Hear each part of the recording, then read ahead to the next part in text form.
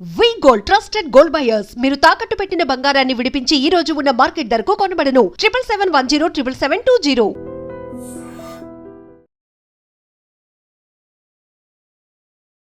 Welcome to iDream media. So జనరల్గా చాలామంది పిల్లోలు ఏందో నిద్రపోరు, అంతేకాకుండా 2-3 పిల్లోస్ కూడా సపోర్ట్ తీసుకుంటూ ఉంటారు. నిజంగానే పడుకునేటప్పుడు తల కింద పిల్లో పెట్టుకోవడం అవసరమా? పూర్తి వివరాలు తెలుసుకుందాం. మనతో పాటు ప్రముఖ ఫిజియోథెరపిస్ట్ భాను పూర్ణిమ గారు ఉన్నారు. మేడం నమస్తే. నమస్తే అండి. అంటే పిల్లో పెట్టుకుంది చాలా మందికి నిద్ర పట్టదు, అంతేకాదు ఇంకా కొందరైతే 2-3 పిల్లోస్ కూడా పెట్టుకుంటారు, అంటే హైట్ ఎక్కువ ఉండాలని. అసలు పడుకునేటప్పుడు పిల్లో అనేది అవసరమా, లేదంటే పిల్లో లేకుండా పడుకోవచ్చా? అంటే మనం పడుకునేటప్పుడు కంఫర్టబుల్ పొజిషన్ రావడం కోసం మనం సాధారణంగా పిల్లో అనేది యూస్ చేస్తాం. అంటే పడుకునేటప్పుడు కంప్లీట్గా రెస్ట్ అవ్వాలి. సో మనకి హెడ్కి నెక్కి మధ్యలో గ్యాప్ అనేది ఉంటుంది. ఓకే, సో ఈ గ్యాప్ ఉండటం వల్ల ఏంటంటే వితౌట్ పిల్లో మనం పడుకుంటే కొంచెం నెక్ ఎక్స్టెన్షన్లోకి వెళ్ళి మనకి ఇబ్బంది ఉండే అవకాశం ఉంటుంది. సో ఆ రెండిట్ల మధ్యలో గ్యాప్ ఫిల్ చేయడానికి ప్లస్ హెడ్ కొంచెం రెస్ట్ అవ్వడానికి ఆ హైట్కి సరిపోను పిల్లో వేసుకుంటే మనం కంఫర్టబుల్గా నిద్రపోతాం. సో తర్వాత పిల్లో సెలెక్షన్ అప్పుడు కూడా పిల్లో ఎట్లా ఉండాలి, సాఫ్ట్గా ఉండాలా లేకపోతే హార్డ్గా ఉండాలా, రకరకాల డౌట్స్ చాలామందికి ఉంటాయి. సో అందుకని ఏంటంటే పిల్లో హైట్ నేను చెప్పినట్టు మన హెడ్కి నెక్కి మధ్యలో ఎంతైతే గ్యాప్ ఉందో అంత హైట్లో ఉంటే సరిపోతుంది. అండ్ పిల్లో మరీ హార్డ్గా కాకుండా మరీ సాఫ్ట్గా కాకుండా కొంచెం మధ్యస్థంగా ఉండి మన హెడ్ వెయిట్ని అది మొయ్యగలిగి ఉండి మనకి బౌన్స్ ఇచ్చేటట్టు ఉండాలి. సో అలా మనం పిల్లో సెలెక్ట్ చేసుకుంటే కంఫర్టబుల్గా పడుకోవచ్చు. సో మీరు అన్నట్టు చాలామంది ఎక్కువ పిల్లోస్ అంటే 2 పిల్లోస్, కొంతమంది 3 పిల్లోస్ కూడా పెట్టుకుంటూ ఉంటారు. సో అలాంటప్పుడు ఏంటంటే నెక్ కండరాలు అంటే మెడకి సంబంధించిన కండరాల్లో స్టిఫ్నెస్ వచ్చే అవకాశం ఉంటుంది. సో ఆ స్టిఫ్నెస్ రావటం వల్ల మూమెంట్ తగ్గిపోవడము, స్వెల్లింగ్ అనే వాప్ అనేది రావడం ఇలాంటి జరిగే అవకాశం ఉంటుంది. కాబట్టి మరి 2 పిల్లలు 3 పిల్లలు కాకుండా హైట్ అనేది జస్ట్ మన గ్యాప్ ఫిల్ అవ్వడానికి మాత్రమే యూజ్ చేసుకుంటే ఇలాంటి ఇబ్బందులు రాకుండా ఉంటాయి. అయితే కొంతమంది పిల్లోస్ గట్టివి వాడుతుంటారు, కొంతమంది అంటే పడుకోగానే కిందకి వెళ్ళిపోయే పిల్లోస్ వాడుతూ ఉంటారు. ఏది మంచిది? రెండిటికి మధ్యస్థంగా ఉండాలండి. మరీ గట్టి పిల్లో ఏంటంటే దానికి ఎలాస్టిసిటీ ఏమీ ఉండదు. సో మనం పడుకున్నప్పుడు రెస్ట్ చేసినప్పుడు దాని నుంచి రెసిస్టెన్స్ వచ్చే అవకాశం ఉంటుంది. కాబట్టి మరీ హార్డ్గా ఉండే పిల్లో వాడకూడదు. అలాగే పడుకోగానే బాగా కిందికి వెళ్ళిపోతుంది అంటే సో అది మన బాడీకి సపోర్ట్ చేయదు. సో అది కూడా ఇబ్బంది పెట్టే అవకాశం ఉంటుంది. కాబట్టి రెండిటికి మధ్యలో ఉండే పిల్లో వాడితే మనకి కరెక్ట్గా ఉంటుంది. ఓకే, చాలామంది కాళ్ళ కింద పిల్లో పెట్టుకొని పడుకుంటూ ఉంటారు. అది ఎందుకు, ఏం లాభాలు ఉంటాయి దానివల్ల? సో ఎప్పుడైనా కూడా కాళ్ళ కింద పిల్లోస్ అంటే మన బాడీ లెవెల్ పడుకున్నప్పుడు హైట్లో అంటే ఇప్పుడు ఏదైనా సపోజ్ స్వెల్లింగ్ ఏదైనా వచ్చింది, లేకపోతే ఏదైనా దెబ్బ తగిలింది స్వెల్లింగ్ ఉంది, లేకపోతే ఏదైనా మనం ప్రయాణం చేసి వచ్చాము స్వెల్లింగ్ ఉంది. సో ఇలాంటప్పుడు స్వెల్లింగ్ అనేది తగ్గించాలి అంటే మన బాడీ లెవెల్ కంటే మన హార్ట్ లెవెల్ కంటే కొంచెం హైట్లో మనం ఈ పిల్లోస్ పెట్టుకోండి అని మనం సజెస్ట్ చేస్తూ ఉంటాం. సో పిల్లోస్ హైట్లో పెట్టుకుంటే ఏంటంటే ఈ పాదము అనేది కదపడానికి ఈజీగా ఉంటుంది. సో ఈ మూమెంట్ హెల్ప్ పాదాల కింద పెట్టుకోవాలా? పాదాల కింద పాదము ఫ్రీగా ఉండేటట్టు అంటే మన పిక్కల కింద కానీ నీస్ కింద కానీ పెట్టుకోమని సలహా ఇస్తారు. సో అలాంటప్పుడు కొంచెం పిల్లోస్ హైట్లో పెట్టుకుంటే సరిపోతుంది. ఏదైనా సర్జరీ అయింది, బెడ్ రెస్ట్లో ఉన్నారన్నప్పుడు వాళ్ళు అసలు ఎట్లా పిల్లో ఎలాంటిది వాడాలి? అంటే బెడ్ రెస్ట్లో ఉన్నారు, సర్జరీ అయింది అన్నప్పుడు ఆ సర్జికల్ సైట్ ఎక్కడైతే సర్జరీ అయిందో అంటే ఇప్పుడు ఫర్ ఎగ్జాంపుల్ అబ్డామినల్ సర్జరీ కానీ చెస్ట్ ఏరియాలో సర్జరీ కానీ అంటే బైపాస్లు ఇలాంటివి జరిగినప్పుడు సో ఆ పర్టికులర్ ఏరియాకి రెస్ట్ ఉండేటట్టు పిల్లో అరేంజ్మెంట్ అనేది ఉండాలి. సో ఎక్కడ సర్జరీ జరిగిందో ఆ సైట్ అనేది దానికి ఫుల్ సపోర్ట్ ఉండేటట్టు దాని మీద ఒత్తిడి పడకుండా పిల్లో సపోర్ట్ అనేది తీసుకోవచ్చు. మోకాలు నొప్పులు సర్జరీ జరిగింది, సో మోకాలు ఇటు అటు తిరిగినప్పుడు 2 మోకాల మధ్యలో ఒకటి పిల్లో అనేది ప్లేస్ చేసుకోవచ్చు. లేకపోతే చెస్ట్ ఏరియాలో సర్జరీ జరిగింది, బైపాస్ ఏదైనా జరిగింది, హార్ట్ సర్జరీ జరిగింది. సో ఇలాంటప్పుడు మొత్తం ఒత్తిడి దీని మీద పడకుండా వెనక నుంచి సపోర్ట్ చేస్తూ పిల్లో అనేది వేసుకోవచ్చు. అలాగే ఏ ఏరియాలో సర్జరీ జరిగితే ఆ ఏరియాకి పొజిషన్స్ అడ్జస్ట్ చేసుకోవడానికి పిల్లోస్ అనేవి పెట్టుకొని సపోర్ట్ చేసుకోవచ్చు. ఓకే. సో చాలామంది కూడా బెడ్ విషయంలో కూడా చాలా జాగ్రత్తలు తీసుకుంటూ ఉంటారు. కొందరైతే అసలు బెడ్ పరుపు లేకుండానే పడుకుంటూ ఉంటారు, కొందరు కింద నేల మీద పడుకుంటూ ఉంటారు. అసలు పడుకోవడానికి ఏది అనువైన ప్లేస్ ఎట్లా చెప్తారు అసలు? బెడ్ అనేది చాలా ఇంపార్టెంట్ అండి. కింద పడుకుంటున్నారంటే ఇప్పుడు ఫర్ ఎగ్జాంపుల్ సమ్మర్ అనుకోండి, సమ్మర్ అనుకున్నప్పుడు మనం వాడే బెడ్ నుంచే హీట్ వస్తుంది. సో అలాంటప్పుడు అది అవాయిడ్ చేయడానికి కోసం చాలా మంది కింద, నేను కూడా సమ్మర్ వచ్చిందంటే కిందే పడుకుంటాను, అంటే నేల చల్లగా ఉంది అంటే. సో బట్ అదే వింటర్లో మనం కింద పడుకోలేకపోతాం. సో అలాంటప్పుడు ఏంటంటే మనం సెలెక్ట్ చేసుకునే బెడ్ అంటే మన బాడీని సపోర్ట్ చేసేటట్టు ఉండాలి. సో అది మనం పడుకున్నప్పుడు అది హార్డ్గా ఉండి మనకి రెసిస్టెన్స్ ఇవ్వకూడదు, అలాగే మనం పడుకుంటే మన బరువు మొయ్యలేక అది కిందికి వెళ్ళిపోకుండానే ఉండకూడదు, కిందకి వెళ్ళకుండానే ఉండాలి. సో అటు ఇటు కాకుండా మధ్యలో అంటే కొంచెం అంటే మనం పడుకున్నప్పుడు అది వెయిట్ అది తీసుకొని కంప్లీట్గా రెస్ట్ ఇవ్వాలి. అంటే బాడీ కాంటోర్స్ అంటాం, మనం పడుకున్నప్పుడు ఈవెన్గా ఉండదు. సో మనకి హెడ్కి నెక్కి మధ్యలో గ్యాప్ ఉంటుంది, మనం పడుకున్నప్పుడు చేతుల కింద మళ్ళీ గ్యాప్ వస్తుంది, నడుం దగ్గర కొంచెం వస్తుంది, మోకాల దగ్గర గ్యాప్ వస్తుంది. సో అలా బాడీ కాంటోర్స్ అన్నిటికీ అది అడ్జస్ట్ చేసుకోగలిగి ఉండాలి, అంటే ఆ ప్లేసెస్లో సపోర్ట్ ఇవ్వగలిగి ఉండాలి. సో అలాంటి బెడ్ కనుక మనం సెలెక్ట్ చేసుకుంటే పడుకోవడానికి ఈజీగా ఉంటుంది. ఓకే. సో అయితే ఫుల్ స్టిఫ్గా ఉన్న దాని మీద పడుకోవడం అయితే అంత అడ్వైజబుల్ కాదు. చక్కగా చెప్పాను మేడం. ఇప్పుడు సి సెక్షన్ అయింది, లేదంటే ప్రెగ్నెంట్ ఉమెన్ ఉంటారు, వాళ్ళకి పడుకునే విధానం ఇట్లానే ఉండాలని కొన్ని రూల్స్ ఉంటాయి, అది ఎట్లా చెప్తారు? అలా ఏం లేదండి. సి సెక్షన్ అయింది అంటే మనం బేసిక్గా ఆ కుట్లు ప్రాంతం ఏదైతే ఉందో దాని మీద ప్రెషర్ పడకుండా మనం చూసుకోవాలి. ప్రెగ్నెన్సీ టైంలో వెయిట్ మొత్తము స్పైన్ మీద పడిపోతుంది. సో అది రిలీవ్ చేసుకోవడానికి పొజిషన్స్ అనేవి చేసుకోవాలి. సో ఈ పొజిషన్స్ అడ్జస్ట్ చేసుకునేటప్పుడు పిల్లోస్ ఎటు కంఫర్టబుల్ ఉంటాయి, కొంతమంది రైట్ సైడ్ కంఫర్టబుల్ ఉంటారు, కొంతమంది లెఫ్ట్ సైడ్ కంఫర్టబుల్ ఉంటారు. సో అటు సైడ్ తిరిగి అడ్జస్ట్ చేసుకొని మిగిలిన బాడీ పార్ట్స్ అన్నీ అంటే ఈ పర్టికులర్ ఏరియా అబ్డామినల్ ఏరియా మీద ప్రెషర్ పడకుండా అడ్జస్ట్ చేసుకుంటే పొజిషన్ హ్యాపీగా ఉంటుంది. సో దానికి తగ్గట్టు మనం పిల్లోస్ పెట్టుకొని అడ్జస్ట్ చేసుకోవచ్చు. ఓకే, చక్కటి ఇన్ఫర్మేషన్ మ్యామ్. హెల్దీ హ్యూమన్ అయితే బెడ్తోనే పడుకోవాలి అంతే కదా? బెడ్ సపోర్ట్ అనేది ఉండాలి. సో నార్మల్గా చెక్క అలాంటి పడుకుంటా అంటే అదేం అడ్వైస్ కాదు. ఎందుకంటే అది చెక్క ఉన్నప్పుడు మన బాడీ కాంటోర్స్ని అది సపోర్ట్ చేయదు. పిల్లో అనేది మెడ కింద పెట్టుకోవాలి, పిల్లో ఈ గ్యాప్ ఫిల్ అవ్వాలి. అవును, తల కింద కాదు. చాలా మంది తల కింద పెట్టుకుంటారు, తల కింద పెట్టుకుంటాం. తల కింద కాదు, మెడ కింద పెట్టుకోవాలి. సో మెడ కింద పెట్టుకుంటే ఏంటంటే ఆ గ్యాప్ అనేది ఫిల్ అవుతుంది.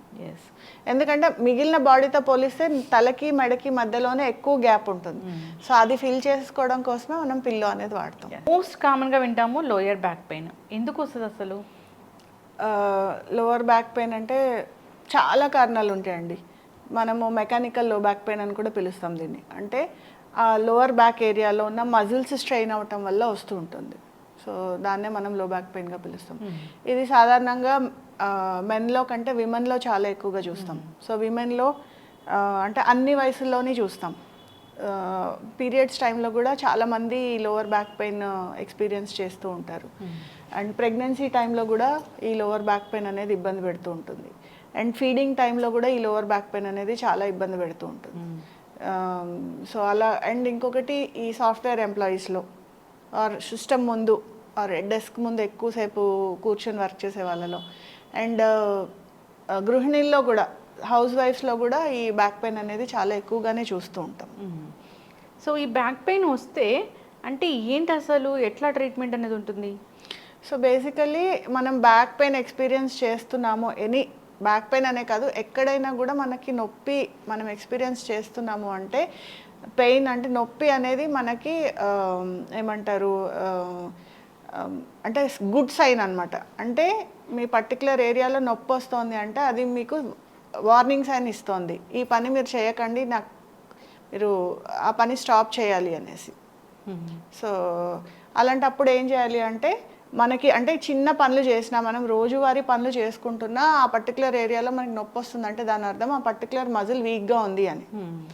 ఓకే, సో అలాంటప్పుడు మనం ఏం చేయాలంటే, సో మనకి ఎందుకో మజిల్ వీక్ అయింది, సో అంటే దానికి ప్రాపర్ ఎక్సర్సైజ్ లేకపోవడము, లేదా కాన్స్టెంట్గా ఒకటే ఏరియాలో ఎక్కువ ప్రెషర్ పడిపోవడం. సో ఈ కారణాల వల్ల మనకి పెయిన్ అనేది వస్తుంది. సో బ్యాక్ పెయిన్ సాధారణంగా మనం కూర్చున్నా, నించున్నా, పడుకున్నా మన బ్యాక్ ఏరియా అనేది కాన్స్టెంట్గా ఎప్పుడు పనిచేస్తూనే ఉంటుంది. సో అలాంటప్పుడు మన పర్టికులర్ ఆ ఏరియాలో మజిల్ మనకి వీక్ ఉంది, అది మనకి వార్నింగ్ సైన్ ఇస్తుంది. సో అలాంటప్పుడు మనం ఏం చేయాలంటే దానికి ఫస్ట్ హీల్ అవ్వడానికి రెస్ట్ ఇవ్వాలి. ఎనీ మజిల్ ఆర్ బోన్ అది నొప్పి అని చెప్తోంది అంటే రెస్ట్ ఇవ్వాలి దానికి. అది తగ్గిన తర్వాత మళ్ళీ మనం యాక్టివిటీ చేసినప్పుడు అది మళ్ళీ మనల్ని ఇబ్బంది పెట్టకుండా ఉండాలంటే ఆ పర్టికులర్ మజిల్ని మనం స్ట్రెంగ్తన్ చేసుకోవాలి. సో ఫస్ట్ మనకి ఫిజియోథెరపీలో చక్కటి ట్రీట్మెంట్స్ ఉన్నాయండి పెయిన్ తగ్గడానికి. సో ఫస్ట్ వన్స్ నొప్పి అనేది తగ్గిన తర్వాత ఎక్సర్సైజ్ అనేది కంపల్సరీ. సో ఎవరైనా సరే లో బ్యాక్ పెయిన్ కనుక మనల్ని ఇబ్బంది పెడుతోంది అంటే బ్యాక్ మజిల్స్ని స్ట్రెంథనింగ్ చేసుకోవాలి. సో రెగ్యులర్గా ఎక్సర్సైజ్ చేసుకొని స్ట్రెంథన్ చేసుకుంటే సో ఈ ప్రాబ్లం మనల్ని ఇబ్బంది పెట్టకుండా ఉంటుంది.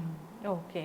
సో అంటే దానికి ఒకవేళ సర్జరీ అలాంటి ఏమైనా చెప్పారు అన్నప్పుడు దాని తర్వాత పోస్ట్ కాంప్లికేషన్స్ కానీ రాకుండా ఫిజియోథెరపీలో దీనికి అసలు ఏముంటాయి సర్జరీ అయిన వాళ్ళకి? సర్జరీ అంటే సర్జరీ దాకా మీకు సిచ్యువేషన్ వెళ్తోంది అంటే డిస్క్ ఇన్వాల్వ్మెంట్ ఉంటేనే సర్జరీ దాకా వెళ్తామండి. అది డిస్క్ ఇన్వాల్వ్మెంట్ కూడా మీకు అంటే ఏమంటారు న్యూరలాజికల్ డెఫిసిట్స్ వచ్చినప్పుడు, అంటే మన కాళ్ళు అంటే స్పైనల్ కార్డ్ కిందకి బాగా ప్రెస్ చేసి మన కాల్ స్వాధీనంలో లేకపోవడం, ఫుడ్ డ్రాప్ అవ్వడము, స్ట్రెంగ్త్ తగ్గిపోవడము, ఇలాంటి కాంప్లికేషన్స్ వస్తేనే మనం సర్జరీ దాకా వెళ్తాం. సో వన్స్ సర్జరీ అయ్యింది అంటే ఆ పర్టికులర్ ఏరియాలో డిస్క్ ఏదైతే ఉందో దాన్ని రిమూవ్ చేయడమో లేకపోతే ఫ్యూజన్ చేయడమో రెండు వర్టిబ్రే మధ్యలో వాళ్ళు సర్జరీ ఏదో చేస్తారు. సర్జరీ తర్వాత కంపల్సరీ ఫిజియోథెరపీ అనేది చేసుకోవాలి. అంటే అది మొబిలైజేషన్కి చాలా ఈజీ అవుతుంది. అండ్ ఫర్దర్గా మళ్ళీ వేరే డిస్క్స్ ఇన్వాల్వ్ అవ్వకుండా, మొత్తం లెవెల్స్ ఉంటాయి కదా, వేరే డిస్క్లు ఇన్వాల్వ్ అవ్వకుండా దాన్ని జాగ్రత్తగా కాపాడుకోవాల్సి వస్తుంది. ఒకవేళ సర్జరీ స్టేజ్ వస్తోంది అని మనకి ముందే తెలిసినప్పుడు ఒకసారి ఫిజియోథెరపీ ట్రై చేయొచ్చు. సో ఒకవేళ మనం దాని మీద ప్రెషర్ రిలీవ్ చేయడానికి కూడా మన దగ్గర మెషిన్స్ అనేవి ఉంటాయి. ఒకవేళ చేసుకుని తగ్గిపోతే కనుక మనం సర్జరీ కూడా అవాయిడ్ చేసుకోవచ్చు. ఒకవేళ లేదు కంపల్సరీ సర్జరీ స్టేజ్ వచ్చింది అన్నప్పుడు సర్జరీకి ముందు సర్జరీకి తర్వాత కూడా ఫిజియో చేసుకుంటే రికవరీ అనేది చాలా ఫాస్ట్గా ఉంటుంది. ఓకే. ఇప్పుడు అసలు కూర్చునే విధానము ఇలా ఉంటే బ్యాక్ పెయిన్ రాదు, ఇలా కూర్చుంటే ఖచ్చితంగా బ్యాక్ పెయిన్ వస్తుంది అంటే అట్లా ఏమైనా ఉంటాయా? ఉంటుందండి. పోస్చర్, మనం బ్యాడ్ పోస్చర్ అంటాం. బ్యాడ్ పోస్చర్, గుడ్ పోస్చర్ అనేవి మనం ఇంతకు ముందు కూడా మనం చాలా మాట్లాడుకున్నాము.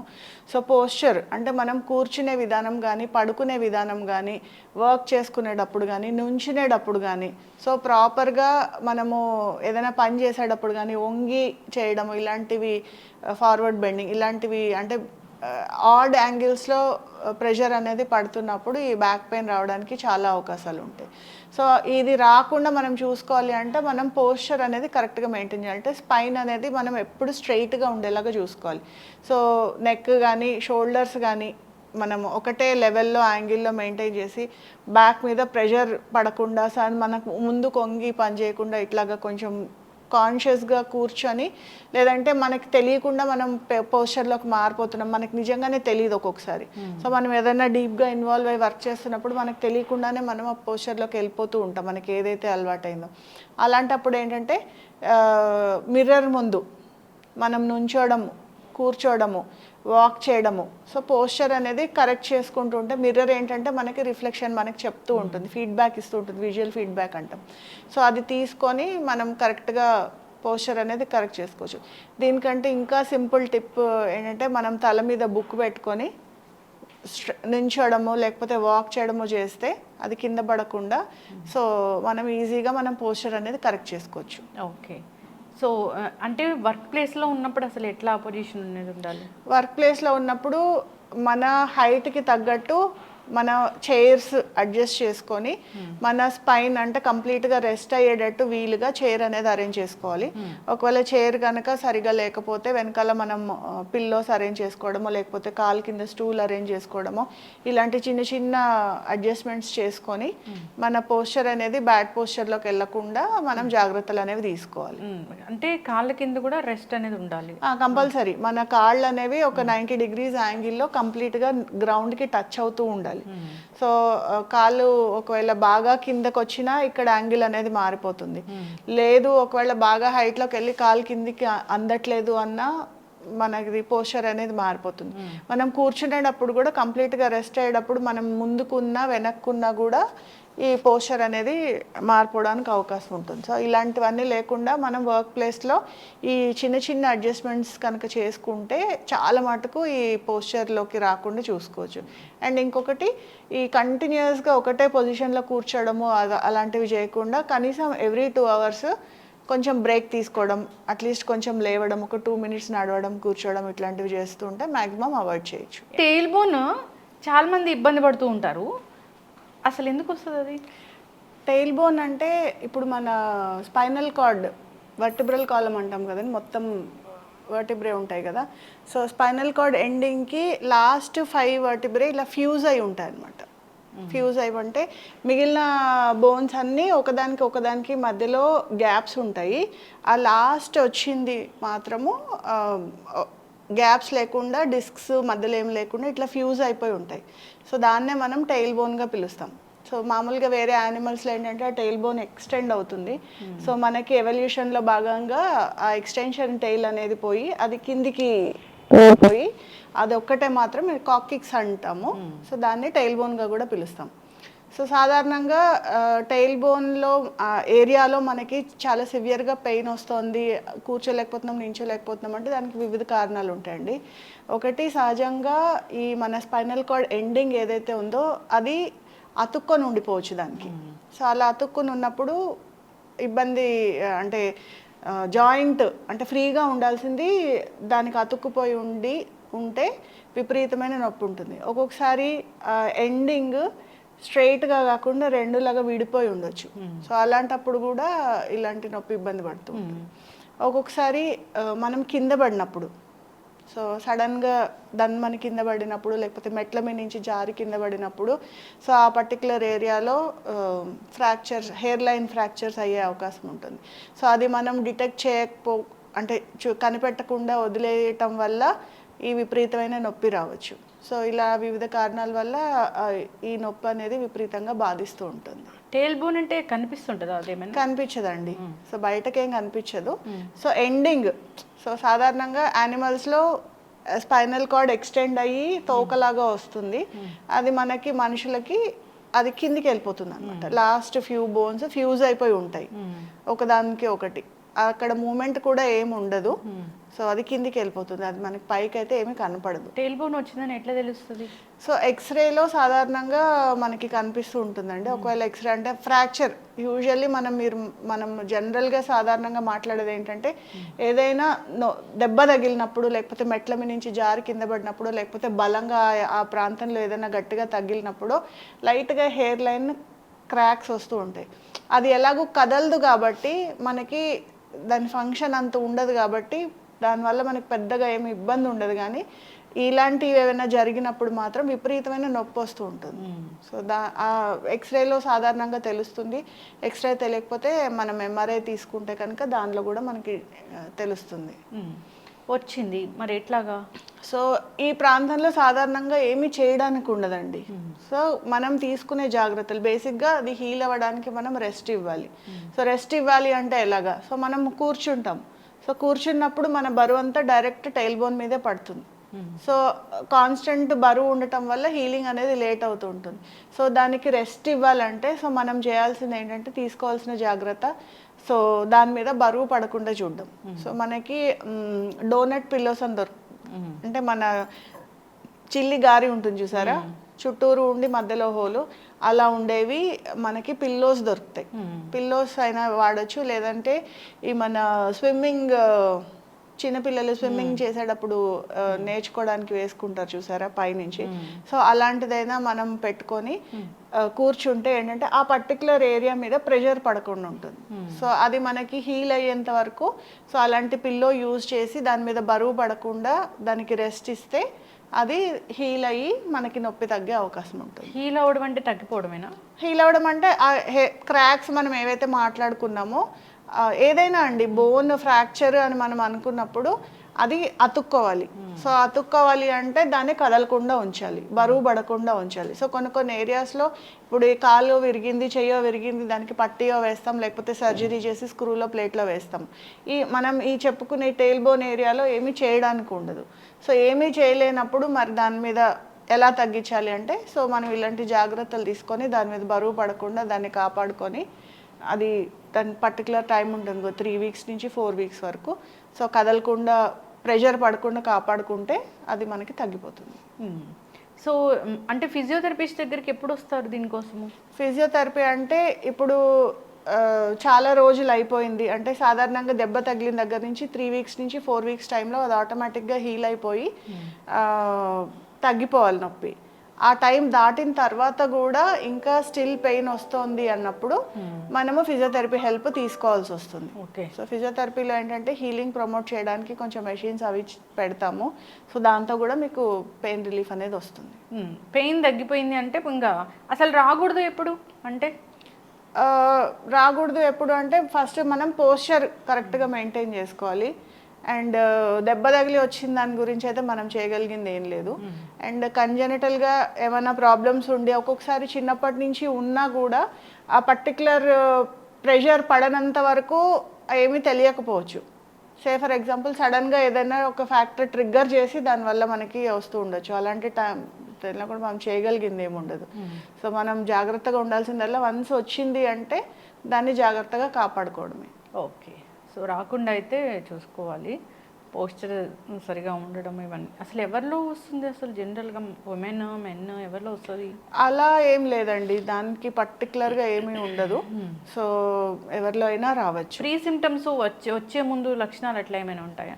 వచ్చే ముందు లక్షణాలు ఏమి ఉండవండి, అది సడన్గా ట్రిగ్గర్ అవుతుంది అంతే. అంటే ఫస్ట్ నుంచి మనకు ఉండి ట్రిగ్గర్ అవటం వేరు, లేదా అంటే ఏదైనా దెబ్బ తగిలి ఇంజురీ అయినప్పుడు ఇది అవ్వటం వేరు. చాలాసార్లు మనం ఏం చేస్తామంటే దెబ్బ తగిలినప్పుడు దీన్ని నెగ్లెక్ట్ చేస్తాం, దీన్ని మర్చిపోతాం. సో మిగిలిన స్పైన్ భాగం అంతా మనం చూసుకుంటాం, కానీ ఈ టెయిల్ బోన్ భాగం అనేది మనం మర్చిపోతూ ఉంటాం. సో అలా కాకుండా ఆ పర్టికులర్ ఏరియాలో ఏమైనా కొంచెం ఏమైనా ఇబ్బంది అనిపించినా, లేదంటే కొంచెం స్లైట్గా పెయిన్ ఏమైనా అనిపించినా, లేకపోతే అట్లీస్ట్ ఏదైనా ఇంజరీ జరిగింది, లేకపోతే దెబ్బ ఏదైనా తగిలింది అన్నప్పుడు తరోగా ఇన్వెస్టిగేట్ చేసుకొని టెయిల్ బోన్కి ఏం అవ్వలేదు అని చూసుకుంటే ఫ్యూచర్లో ఇబ్బంది పడకుండా చూసుకోవచ్చు. చాలా చక్కటి ఇన్ఫర్మేషన్ మ్యామ్. టెయిల్ బోన్ ఇబ్బంది పడుతూ ఉంటారు, ఎందుకు వస్తుందంటే పోస్చర్ సరిగా లేకపోవడం లేదా యాక్సిడెంట్ జరగడం ఇలాంటి ఇష్యూస్ వల్ల వస్తుంది. రాకుండా జాగ్రత్తలు తీసుకోవాలి. వస్తే కనుక మీరు చెప్పినట్లు దాన్ని తగ్గించుకునే దానికి హీల్ అయ్యే ఛాన్స్ ఇవ్వడానికి పిల్లోస్ అనేవి ఉంటాయి, వాటిని వాడుకోవాలి. సో చక్కటి ఇన్ఫర్మేషన్ అండి, ధన్యవాదాలు. నమస్తే.